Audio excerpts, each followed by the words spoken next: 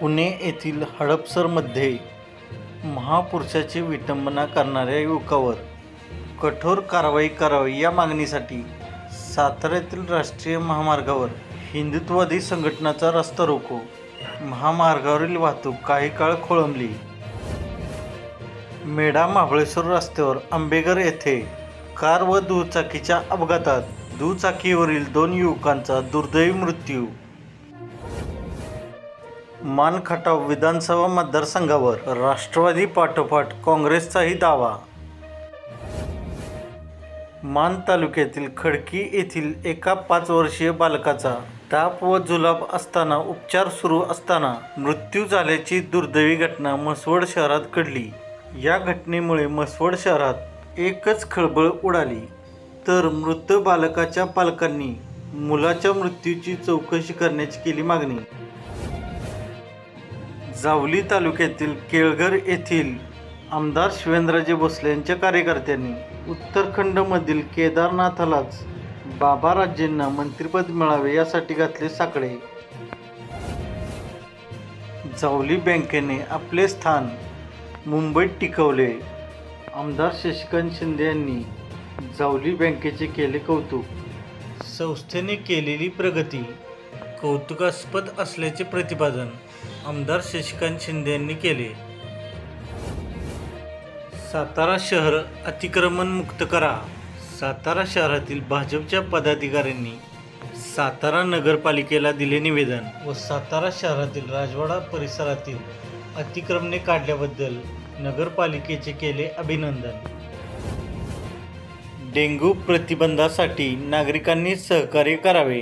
कोरेगावच्या नगराध्यक्ष दीपाली बर्गे यांचे नागरिकांना आवाहन. फलटण, पंढरपूर व बारामती रेल्वे प्रकल्पाच्या भूमिपूजन सोहळ्यास रेल्वे मंत्री नामदार अश्विनी वैष्णव उपस्थित राहणार. माजी खासदार रणजितसिंह नाईक निंबाळकर यांनी रेल्वे मंत्र्यांची घेतली भेट. भारतातील सर्वाधिक उंचीचा भांबवली वजराई धबधब्याचा हंगाम झाला सुरू. या धबधब्याला भेट देणाऱ्या पर्यटकांमध्ये आनंदाचे वातावरण. हिंदू हृदय सम्राट बाळासाहेब ठाकरे स्वच्छ सुंदर स्थानक अभियानात फलटण आगाराचा प्रथम क्रमांक. संत ज्ञानेश्वर महाराज पालखी सोहळा.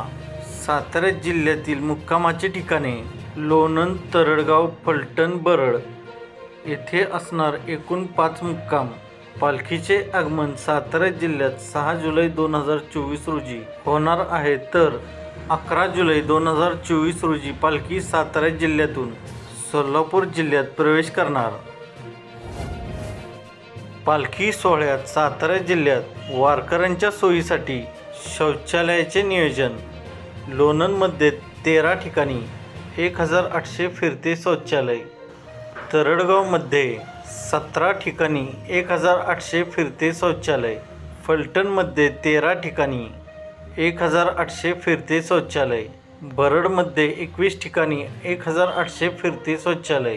तसेच पालखी मार्गावर 37 ठिकाणे निश्चित करून 74 तात्पुरत्या शौचालय उभारण्यात आले आहेत.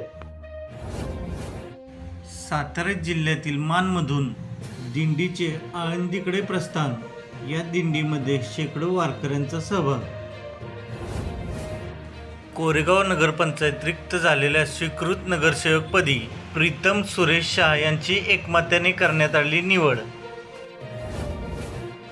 कोरेगाव शहर व परिसरातून 1.5 लाख रुपये किमतीचे 13 मोबाईल गहाळ झाले होते. या 13 मोबाईलचा पोलिसांनी शोध लावून सदरचे मोबाईल मूळ मालकांना केले परत, अशी माहिती उपविभागीय पोलीस अधिकारी सोनाली कदम व पोलीस निरीक्षक घनश्याम बल्लाळ यांनी सांगितले. महाआवास योजनेत सातारा जिल्ह्याने पटकावले 16 पुरस्कार. पुणे बेंगलोर राष्ट्रीय महामार्गावर मालखेडपासून उंब्रजपर्यंत ठिकठिकाणी महामार्गावरील पुलाखाली कचऱ्याचे ढीग लागल्याने परिसरात दुर्गंधीचे साम्राज्य. प्रवाशांना नाहक त्रास. वाई येथे कोयत्याचा धाक दाखवत एकास लुबाडल्याप्रकरणी वाई पोलीस ठाण्यात तक्रार दाखल होताच तपासाची चक्रे गतिमान करून दोघा संशयितांना पोलिसांनी केली अटक. श्री संत ज्ञानेश्वर महाराज पालखी सोहळा मुक्कामाचे वेळापत्रक पुढीलप्रमाणे. 29 जून आळंदी, 30 जून भवानीपेठ पुणे, 1 जुलै पुणे, 2 जुलै सासवड, 3 जुलै सासवड, 4 जुलै जेजुरी, 5 जुलै व्याल्हे, 6 जुलै लोणंद, 7 जुलै लोणंद, 8 जुलै तरडगाव, 9 जुलै फलटण, 10 जुलै बरड, 11 जुलै नातेपुते, 12 जुलै माळशिरस, 13 जुलै वेळापूर, 14 जुलै भंडी शेगाव, 15 जुलै वाखरी, 16 जुलै पंढरपूर, 17 जुलै देवशैनी. आषाढी एकादशी. दिलेली माहिती महत्त्वपूर्ण वाटत असेल तर चॅनल आत्ताच सबस्क्राईब करा, व्हिडिओ लाईक व शेअर करा. धन्यवाद.